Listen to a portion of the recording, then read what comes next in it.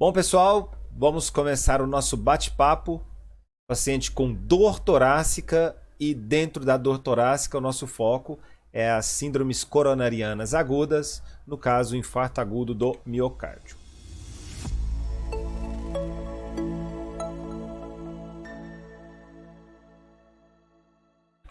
O paciente chegou, tratamento inicial para todos os pacientes, oxigênio se necessário, ECG e 2 acessos venosos. Algumas recomendações da Sociedade Brasileira de Cardiologia.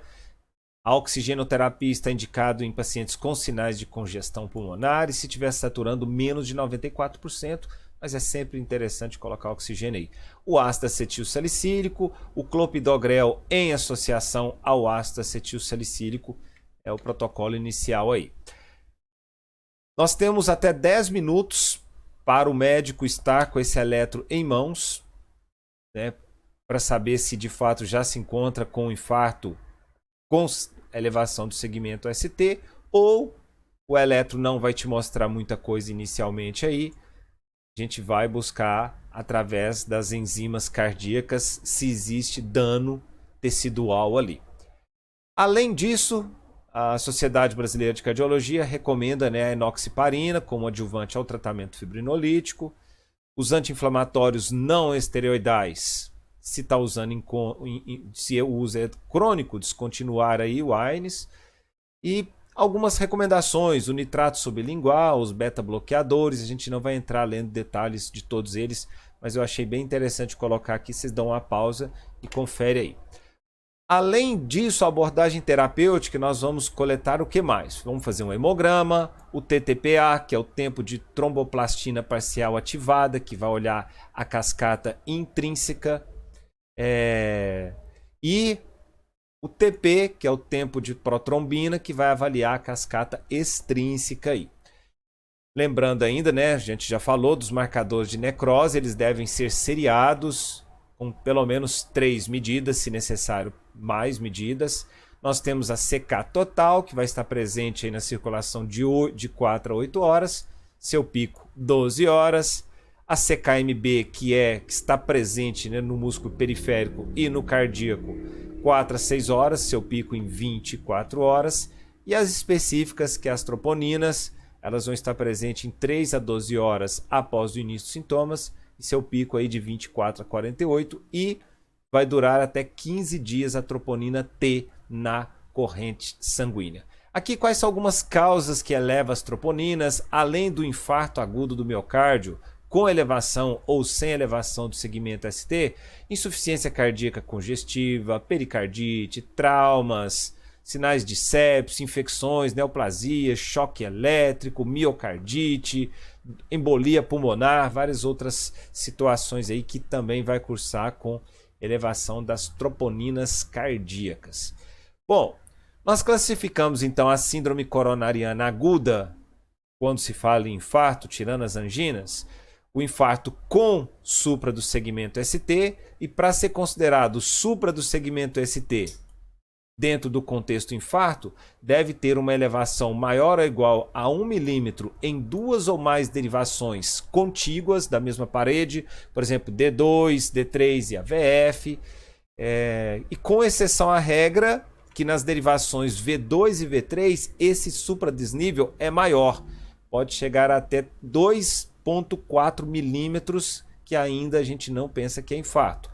Maior ou igual a 2,5, 2,5 milímetros em homens menores de 40 anos, e maior ou igual a 2 milímetros em homens mais de 40 anos e 1,5 milímetros em mulheres.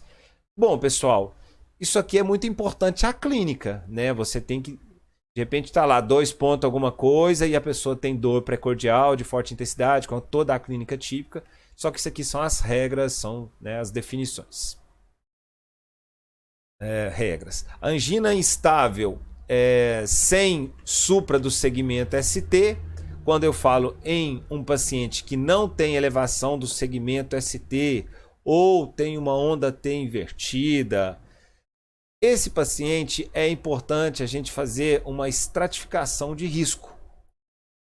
Por que dessa estratificação de risco? Esse paciente, ele, segundo o eletro, como não tem supra, você não está com nenhuma das coronárias obstruídas 100%. É isso que me fala se é supra ou não.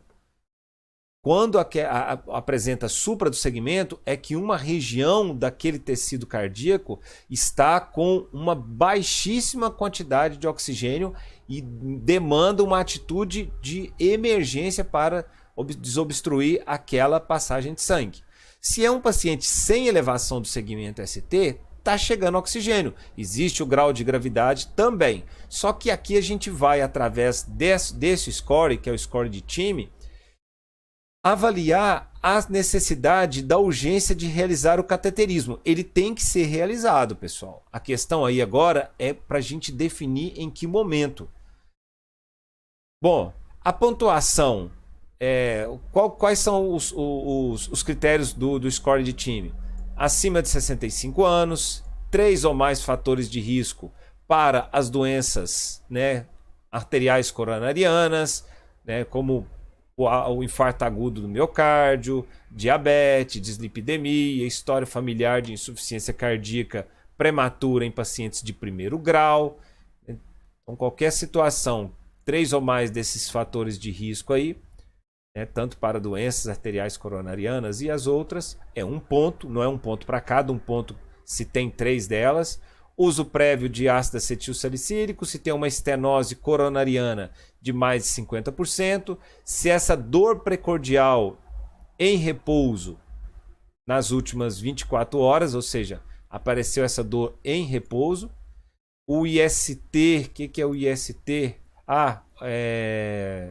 O infra do segmento ST maior a 0,5 milímetros e a elevação dos marcadores cardíacos. Tá embaixo aqui o IST. Ai, ai. Bom, então está aqui o protocolo do paciente com síndrome coronariana aguda sem elevação do segmento ST.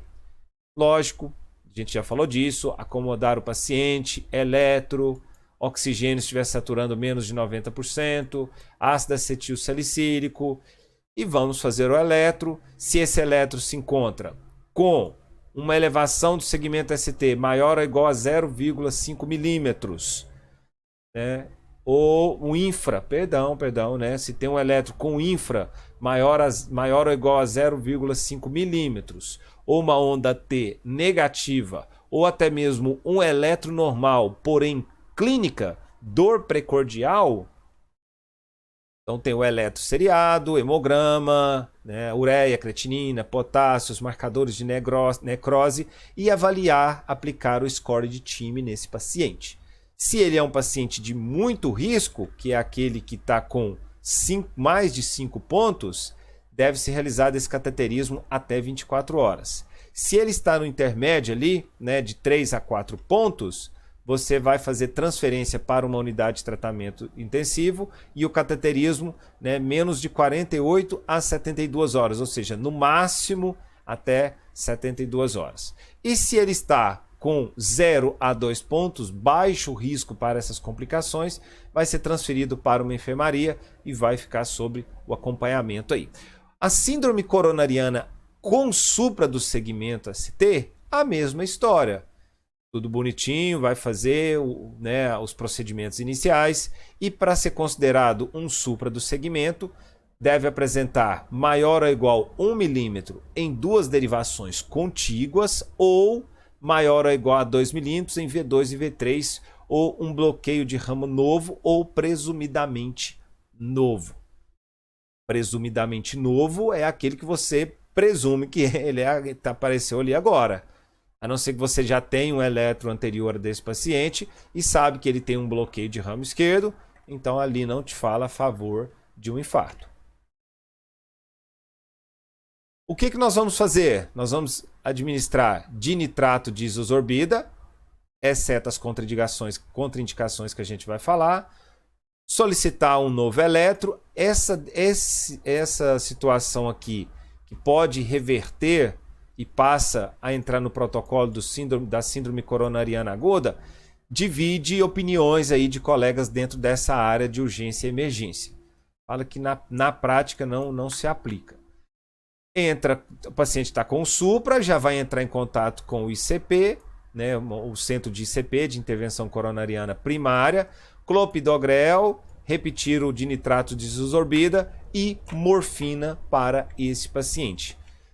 As estratégias de reperfusão são duas. Nós temos a trombolítica e a ICP. Por que ICP?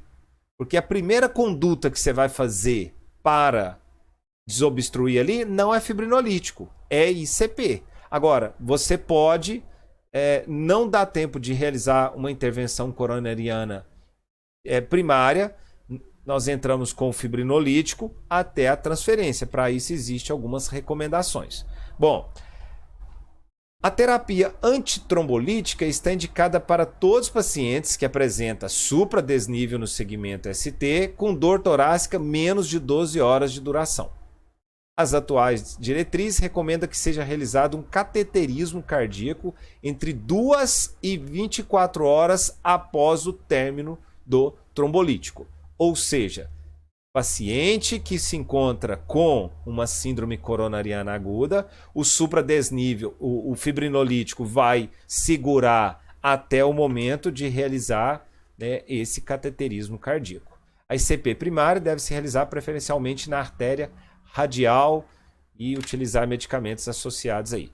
Bom, se é um paciente então com supra do segmento ST em um hospital que é possível realizar o ICP, a partir do momento que o paciente deu a entrada, ele idealmente que seja realizado em 60 minutos a intervenção coronariana primária.